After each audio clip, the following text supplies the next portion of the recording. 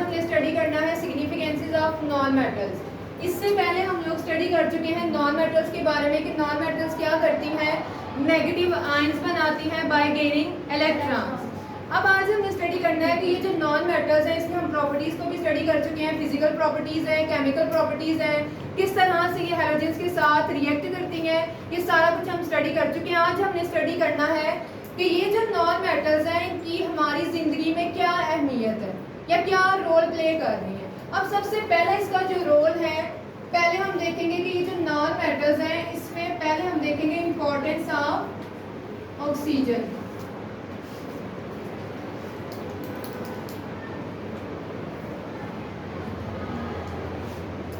Oxygen आपके पास क्या है, ये भी नॉन मेटल है। अब आपके पास आपने चैप्टर 1 में स्टडी किया था कि ये जो नॉन मेटल्स हैं इसमें सबसे ज़्यादा जो अबंडेंट या ज़्यादा पाए जाने वाली आपके पास जो नॉन मेटल है वो क्या है, ऑक्सीजन है। क्योंकि ऑक्सीजन हमारे या लिविंग ऑर्गेनिज्म के लिए क्या है, जिंदा रहने के लिए ज़रूरी है। समझ आ गई। अब यहाँ पे कह रहा है कि आपके पास ये जो ऑक्सीजन है आपने चैप्टर 1 में ऑलरेडी स्टडी किया हुआ है कि इसकी जो परसेंटेज है वो हर जगह डिफरेंट है और हमारे रहने के लिए 3 चीज़ें ज़रूरी हैं। एक अर्थ क्रस्ट ज़रूरी है, oceans, and the third one is your atmosphere. अब यहाँ पे अगर हम देखें तो आपके पास जो 3 मेजर कंपोनेंट हैं उसमें जो फर्स्ट वन है वो है अर्थ क्रस्ट। अब ये जो अर्थ क्रस्ट है इसके अंदर ऑक्सीजन की जो परसेंटेज है वो 47% है। क्लियर। उसके बाद जो सेकेंड वन आपके पास आता है वो है ओशियंस। ओशियंस में ऑक्सीजन की जो परसेंटेज है वो 86% है। And the third one is atmosphere.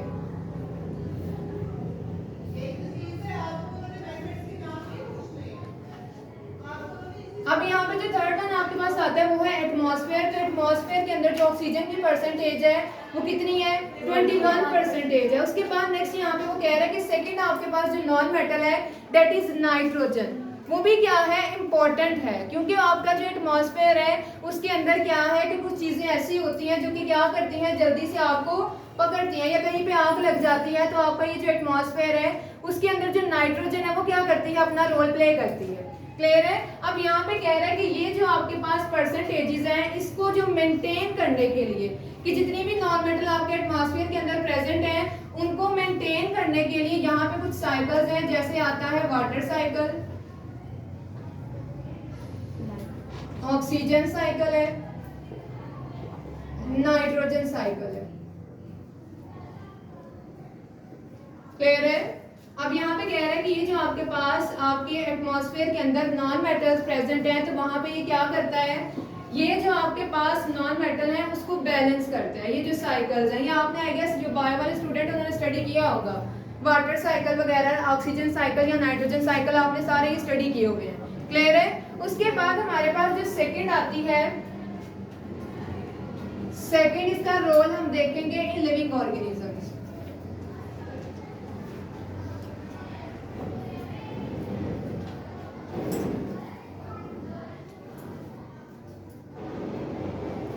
अब इस दुनिया के अंदर क्या है कि लिविंग ऑर्गेनिज्म पाए जाते हैं, जैसे कि प्लांट्स और एनिमल्स, 2 ही कैटेगरीज हैं, प्लांट्स एंड एनिमल्स। तो यहाँ पे हमने देखना है कि जो लिविंग ऑर्गेनिज्म है उसके अंदर नॉन मेटल्स की क्या सिग्निफिकेंसेस हैं।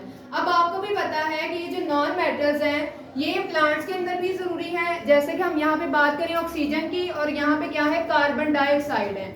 ये 2 ऐसी आपके पास क्या है, गैसेज हैं जो कि हमारे जिंदा रहने के लिए क्या है, जरूरी है। क्लियर है। अब यहाँ पे कह रहे हैं कि जो लिविंग ऑर्गेनिज्म अगर हम इसकी बात करें तो हमारी जो बॉडी है इसके अंदर टोटल 28 एलिमेंट्स हैं। क्लियर है। अब यहाँ पे कह रहे हैं कि जो हमारी ह्यूमन बॉडी है इसके अंदर 96% जो मैस है उसके अंदर 4 एलिमेंट्स क्या करते हैं, अपना रोल प्ले करते हैं। और 4 के 4 एलिमेंट क्या है, नॉन मेटल्स है। क्लियर है। अब यहाँ पे कह रहे हैं जो 28 एलिमेंट्स हैं इनमें से जो 96% मैस है बॉडी का, ह्यूमन बॉडी का,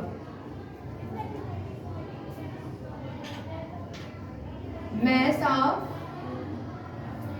ह्यूमन बॉडी, इसके अंदर हमारे पास कितने एलिमेंट्स रोल प्ले करते हैं, 4 एलिमेंट्स। 4 एलिमेंट्स। अब वो जो 4 एलिमेंट्स हैं वो हमारे पास आते हैं carbon, hydrogen, oxygen and nitrogen. ये 4 ऐसे एलिमेंट हैं जो कि क्या करते हैं, लिविंग ऑर्गेनिज्म के अंदर अपना रोल प्ले करते हैं। समझ आ गई। अब जैसे आप लोग क्या करते हो, जितनी भी चीजें आप लोग खाते हो उसके अंदर भी क्या पाई जाती है, नॉन मेटल्स पाई जाती है, जैसे कि कार्बन, हाइड्रोजन एंड ऑक्सीजन वगैरह। अब यहाँ पे कह रहा है कि आपके पास जो लिविंग ऑर्गेनिज्म है ये आपने याद रखना है कि कितने एलिमेंट्स इसके अंदर पाए जाते हैं ह्यूमन बॉडी के अंदर, 28 एलिमेंट्स। अब उसमें से भी कह रहा है कि जो 96% मैस है ह्यूमन बॉडी का, उसके अंदर 4 एलिमेंट्स क्या कर रहे हैं, अपना रोल प्ले कर रहे हैं। और उसके अंदर आपके पास वो जो 4 एलिमेंट्स हैं वो कौन कौन से हैं, carbon, hydrogen, oxygen and nitrogen. उसके बाद नेक्स्ट वन हमारे पास आता है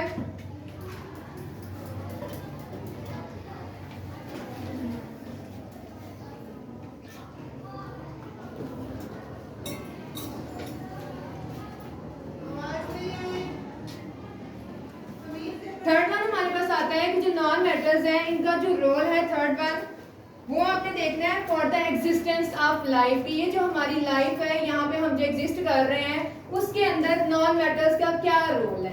role of non metals in existence of life. अब यहाँ पे हमारे पास क्या है, 2 ही इंपॉर्टेंट चीजें हैं। एक आपके पास क्या है, ऑक्सीजन गैस है, and the second one is carbon dioxide. अब ये जो हमारे पास ऑक्सीजन और कार्बन डाइऑक्साइड है, ये दोनों क्या करती हैं, अपना रोल प्ले करती हैं इन रेस्पिरेशन। क्लियर है।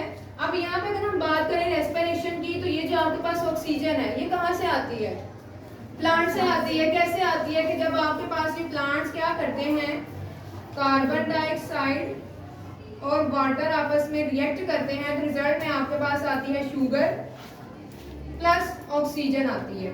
अब ये जो ऑक्सीजन है क्या करते हैं, हम लोग इसे इनहेल करते हैं और रिजल्ट में हम लोग क्या देते हैं, कार्बन डाइऑक्साइड। प्लांट क्या करते हैं, इसको कार्बन डाइऑक्साइड को एब्जॉर्ब करके रेस्पिरेशन के थ्रू दोबारा से हमें क्या देते हैं, ऑक्सीजन देते हैं। दैट इज यहाँ पे मतलब ये है कि जो ऑक्सीजन और कार्बन डाइऑक्साइड है ये एक साइक्लिक प्रोसेस है कि हम लोग ऑक्सीजन देते हैं और क्या लेते हैं हमसे, सॉरी हम उन्हें क्या देते हैं, कार्बन डाइऑक्साइड देते हैं और क्या लेते हैं हमसे, ऑक्सीजन लेते हैं। समझ आ गई। इस तरह से ये जो दोनों आपके पास ऑक्सीजन और ये जो कार्बन है दोनों नॉन मेटल्स हैं।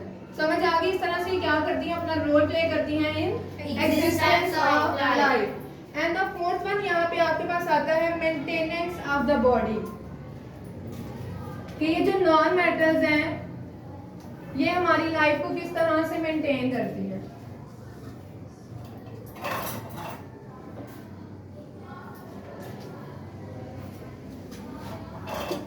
Role of non metals in maintenance of life। Obviously हम लोग क्या करते हैं कि हमारे पास क्या है कि ज्यादा वैसे अगर देखा जाए तो जो क्वांटिटी वो किसकी है, मेटल्स की है। लेकिन ये जो मेटल्स हैं ये नॉन मेटल के बगैर नहीं है। समझ आ गई। आपने पीछे रिएक्शन स्टडी किए हुए हैं कि आपके पास क्या है कि मेटल रिएक्ट करती है नॉन मेटल के साथ। इस तरह से हम लोग क्या करते हैं कि ये जो चीजें हैं हमारी लाइफ को मेंटेन करती हैं। अब यहाँ पे आता है कि जितने भी ईटेबल्स हैं, जैसे कि आप लोग क्या लेते हो अपनी ये जो फूड लेते हो वहां से क्या लेते हो, कार्बोहाइड्रेट्स लेते हो, प्रोटीन्स लेते हो, लिपिड्स लेते हो, फैट्स, वाटर, मिल्क वगैरह। क्लियर है। विटामिन को सारे इसके अंदर आते हैं। अब यहाँ पे कह रहा है कि ये जो आपके पास कार्बोहाइड्रेट्स हैं, प्रोटीन्स हैं, लिपिड्स, फैट्स, वाटर, मिल्क वगैरह, ये सारे के सारे किस चीज से मिलके बने हुए हैं, नॉन मेटल से। अब इसके अंदर आपके पास 3 नॉन मेटल्स आती हैं, that is carbon, oxygen and hydrogen. Clear है। अब यहाँ पे ये जो हाइड्रोजन है हमने जिसको मेटल में स्टडी किया हुआ, तो यहाँ पे हम क्यों डिस्कस कर रहे हैं हाइड्रोजन। हमने जब स्टार्ट किया था अल्कली मेटल्स तो वहां पे मैंने आपको बताया था कि ये तो मेटल है हाइड्रोजन, लेकिन हम इसे नॉन मेटल में क्यों डिस्कस कर रहे हैं। एनीबॉडी?